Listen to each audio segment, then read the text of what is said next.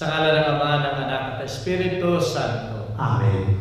Ipinagdiriwang natin ngayon ang kapistahan ng mga sumakabilang buhay at dito ipinapadalangin nga natin ang kanilang kaluluwa upang sila'y makarating sa karya ng ating Panginoon. At ganoon din, tayo ay maaaring humingi ng panalangin para sa atin. Sumayin niyo ang Panginoon. At sumayin niyo rin. Ang pagbasa sa mabuting balita ayon kay San Juan. Luwalhati sa iyo, Panginoon. Noong panahon yun, sinabi ni Jesus sa kanyang mga alagad, "Huwag kayong mabalisa. Manalig kayo sa Diyos at manalig din kayo sa akin. Sa bahay ng aking Ama ay maraming silid.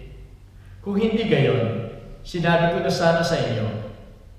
At paruroon ako upang ipaghanda ko kayo ng matitirhan. Kapag naroon na ako at may paghanda na kayo ng matitirhan, babalik ako at isasama kayo sa kinaroroonan ko.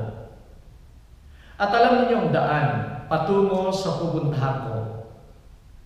Sinabi sa kanya ni Tomas, "Panginoon, hindi po namin alam kung saan ka pupunta. Paano namin malalaman ang daan?" Sumagot si Jesus, "Ako ang daan, ang katotohanan at ang buhay. Walang makakapunta sa Ama kundi sa pamamagitan ko." Ang salita ng Diyos. Purihin ka, O Kristo.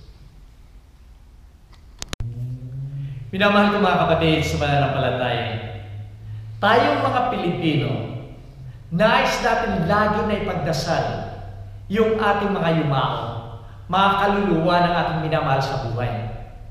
Kaya sa pagdating ng kapistahan ng All Souls Day, ay tayo karamihan ay nag-uuwian doon sa puntod ng ating minamahal.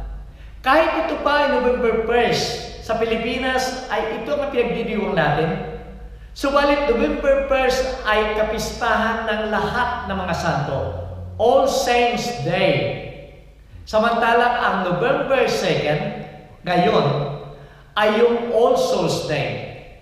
Ano man ang ating ginagawa, kung tayo pupunta sa mga sementeryo, lagi ang ating ipinagdarasal ay ang kaluluwa ng ating minamahal sa buhay.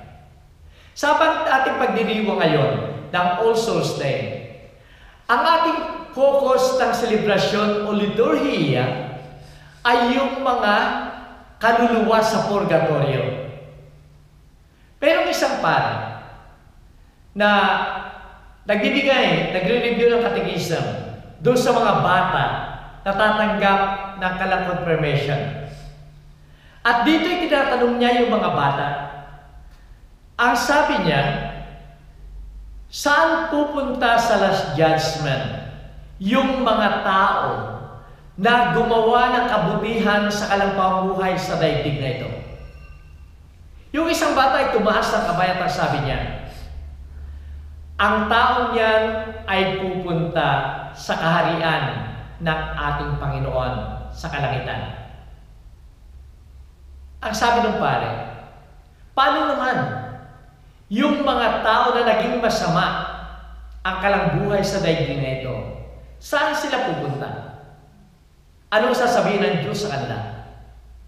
Ang sasabihin ng Diyos sa kanila, ang sabi ng isang bata, hindi ka makakapasok sa aking kaharian. Doon ka sa ibaba. Nagpatuloy yung pare. At ang tanong niya, paano naman yung mga tao na hindi naman ganap na naging mabuti at hindi naman talagang sila'y napakasama? Anong sasabihin sa kanila ng ating Panginoon sa Last Judgment? Ang sagot ay isang bata. Sasabihin sa kanya ng ating Panginoon, "See you later." O kaya, magkikita pa rin tayo muli. Minamahal ko mga kapatid, sa ating mga Kristiyano, yung "see you later" o kaya sa muli nating pagkikita, ito yung purgatorio.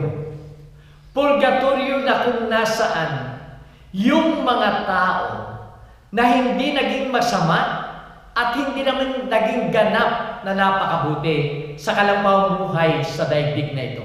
Kanina sinasabi ko na yung ating liturhiya ay doon sa mga kaluluwa sa purgatorio. Bakit kaluluwa sa purgatorio? Sapagkat yung mga namatay na nakarating na sa kalangitan, hindi na nila kailangan ang panalangin sapagkat ganap na silang malinis at kasama ng mga anghel, kasama ng ating Panginoon sa kaharian ng kanyang Ama. Yung mga naman gumawa ng masama at naroon sa impyerno, hindi na nila kailangan ang panalangin sapagkat hindi na mababago ang judgment para sa kanila. Kaya nga, ang dapat lang nating ipanalangin ay yung mga kaluluwa sa purgatorio. Sino ba nasa kaluluwa sa purgatorio? Sino ba sila? Sila yung mga binyagan na namatay, na wala naman silang mortal na kasalanan na siyang magdadala sa kanila sa impyerno. Subalit sila ay may mga maliliit na kasalanan. Yung mga sinasabi nating venial na kasalanan. At ito ay yung kasalanan sa daigdig na ito. Na yung mga tao na naging materialistic sa kanilang buhay, na ang pinahalagan lamang nila ay yung makamundong pamumuhay at hindi nila pinahalagahan yung kautusan, yung buhay ng ating Panginoon.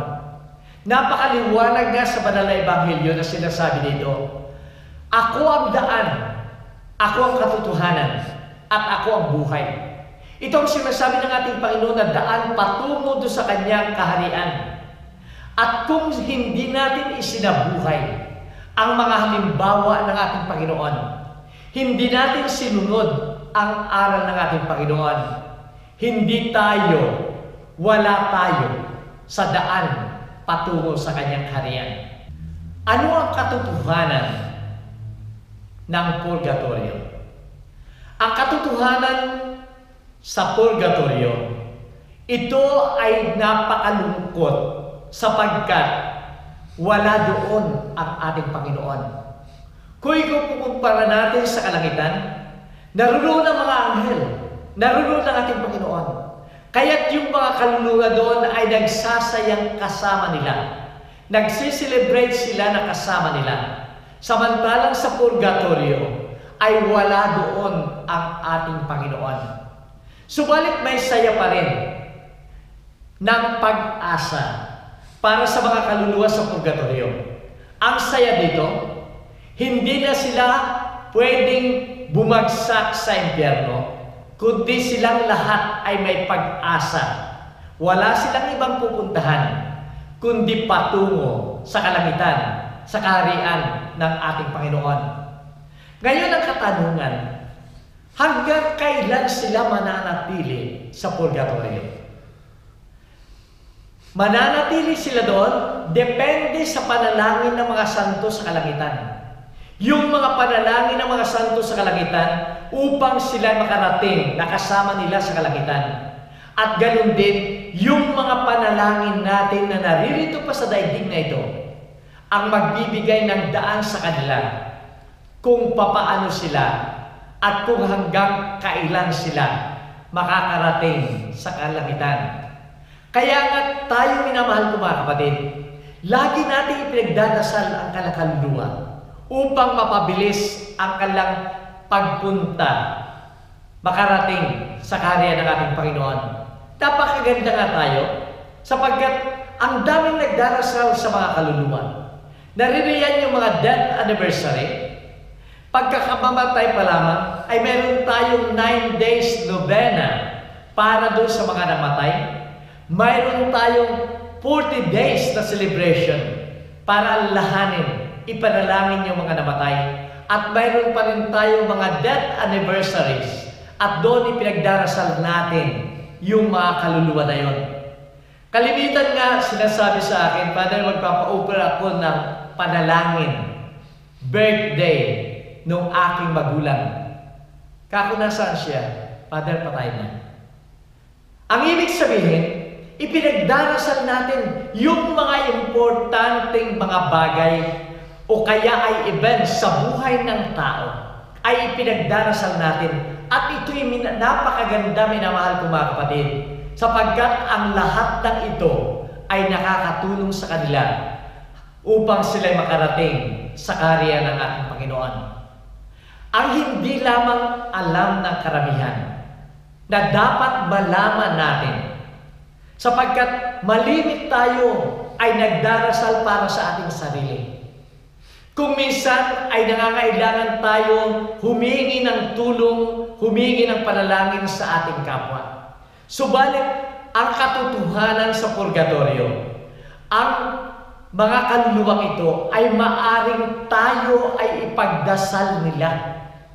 At sa pagdadasal nila, ay ito ay sigurado na tayo ay papakinggan ng ating Panginoon sapagkat sila ay malapit na sa kanyang kalangitan.